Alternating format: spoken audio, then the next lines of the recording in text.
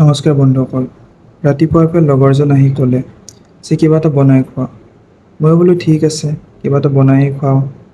সেই বুলি দুয়োজন ওলাই গ'লোঁ বজাৰৰ ফালে আৰু পিজ্জা বনোৱাৰ বাবে জৰুৰী কিছুমান সামগ্ৰী লৈ আহিলোঁ। দেন ঘৰলৈ আহি পেলাই পিজ্জা বেচটো প্ৰস্তুত কৰাৰ কাৰণে ময়দাখিনি মঠি ল'লোঁ দৈৰ সৈতে। তাৰপিছত চিকেন পিজ্জাৰ কাৰণে চিকেনখিনি ভালদৰে ভাজি ল'লোঁ।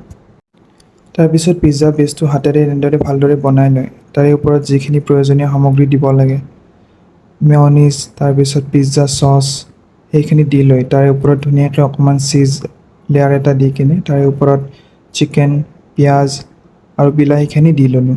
দি লৈ ভালদৰে তাৰে ওপৰত আৰু এটা চীজৰ কোট লগাই দিলোঁ। তাৰপিছত পিজ্জাটো বেক কৰাৰ কাৰণে এনেদৰে দেশী যোগাৰ এটা কৰি কিনে পিজ্জাটো বেক কৰিলোঁ ভালদৰে। আৰু এতিয়া চাওক, এয়া পিজ্জাটো এনেদৰে ৰেডি হৈ গ'ল। ভিডিঅ'টো চাই কেনে পালে কমেণ্ট কৰি নিশ্চয় জনাব। ধন্যবাদ।